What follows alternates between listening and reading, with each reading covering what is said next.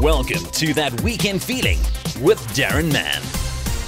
That Weekend Feeling is brought to you once again by the Weekend Post and the Daily Dispatch Weekend Edition. It's recorded at the Radioactive Productions and Publishing Studios in Newton Park, Gqeberha. Each one of us has a story to tell and a story to share. A story that deserves to be heard. A story that inspires, motivates, and gives people a reason to keep going. A story about our triumphs as individuals and as a team. A story about our humble beginnings and what the future holds for us.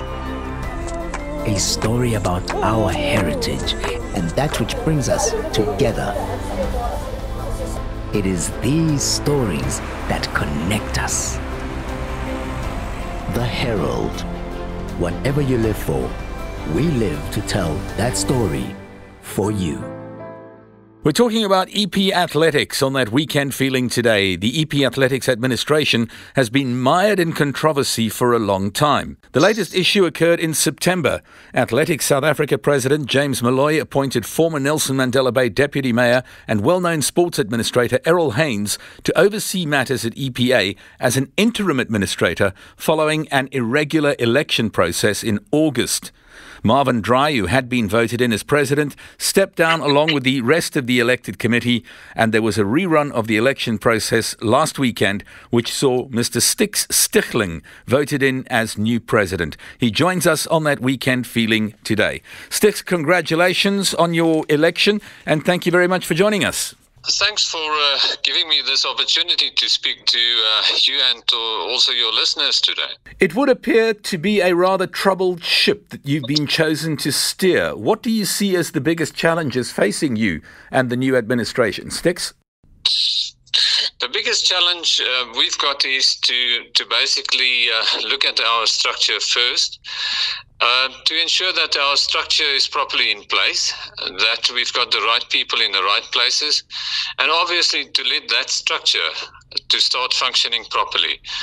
And not only that, but also to add our partners in our province, for instance, the metro, our primary schools, secondary schools, the university, to add that into our structure so that we can have the same vision, that we know where we're going towards, and that we focus all our efforts in improving athletics in our province. Now, with all due respect, we've heard these words before from previous administrators. Why do you feel you will succeed where others have failed?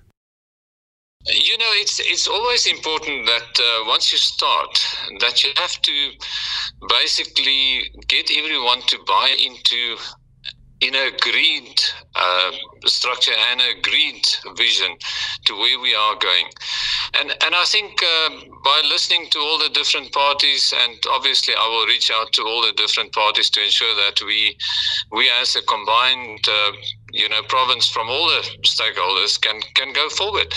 And yes, it is, the old thing, we will do this and that and whatever, but I can assure you there's so much excitement currently. After the election, I got calls from all the different environments, and also at the end of the day, I've been very much part of a unity process in athletics.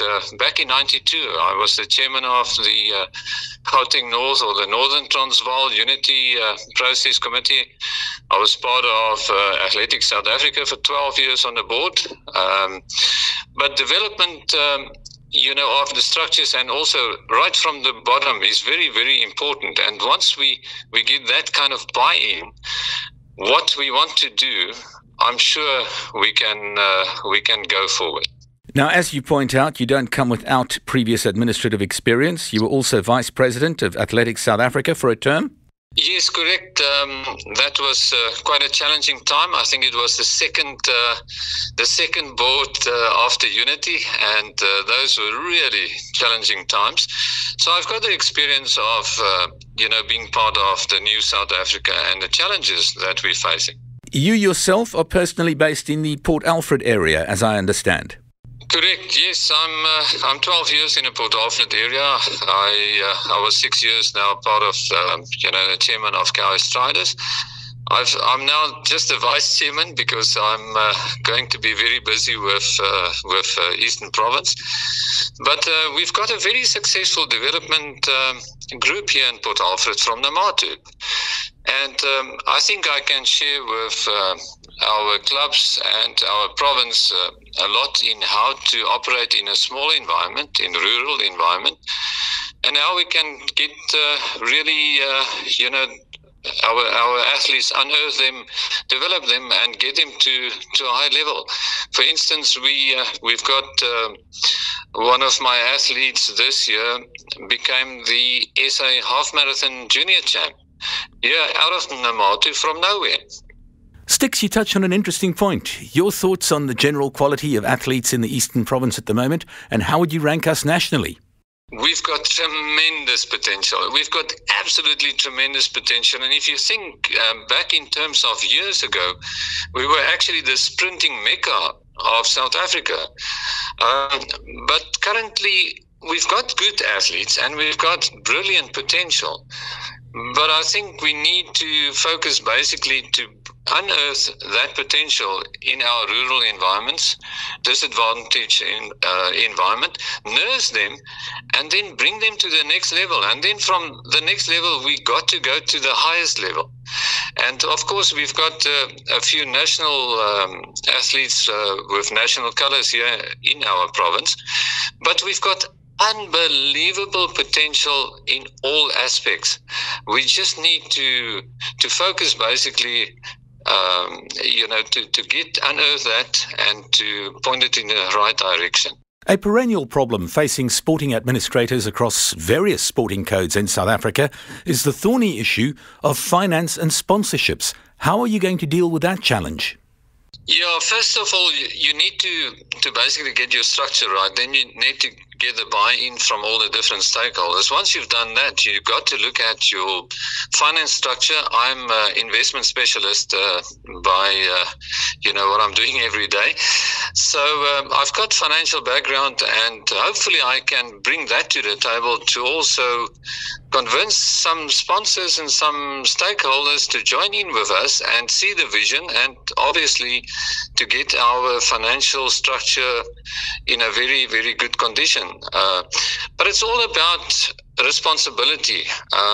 We know that sponsors and people allocating money wants to know what happens to it. And so one of the very important aspects is, for instance, in my little development program here in Port Alfred, and we don't have big business in Port Alfred, we basically get people to buy in to do specifically something for us and pay directly for it, to ensure that there's no situation where the money goes to something else or somebody benefit from it. I've got a serious problem when people wants to make money out of athletics in their personal capacity, and the structure doesn't benefit from it. Now, Sticks, you as president and your current administration voted in last weekend. How long is your term? How long have you been voted in for? It's a traditional 4-year term, and hopefully we can build slowly but surely. Rome's not built in one day, so hopefully we'll see some positives within the next year or two. In closing, I understand at a personal level you're off to Bloemfontein today for a very special occasion. Now, no need to be shy. Share with us what's going on. I really didn't want to talk about that because I think it's more important to talk about our athletes and basically what they're achieving. But yes, I'm for 43 years an athlete myself, and I've been through basically all the hardship throughout all the years and training and so on. But I'm on my way to receive my national colours for steeplechase in Bloemfontein. Yes. We thank you for joining us. Congratulations on your election. Good luck for a successful 4-year term. Eastern Province Athletics newly elected President Sticks Stighling. Thank you very much for joining us on That Weekend Feeling. Thank you so much, and let's go out and train and do our thing. That was That Weekend Feeling with Daron Mann. Enter the Daily Dispatch Winner Car competition and you could drive away in the new 7-seater Suzuki Ertiga 1.5 GA. The competition closes on the 21st of November 2021 and an entry form is printed in the Daily Dispatch every day. The more you enter, the luckier you get.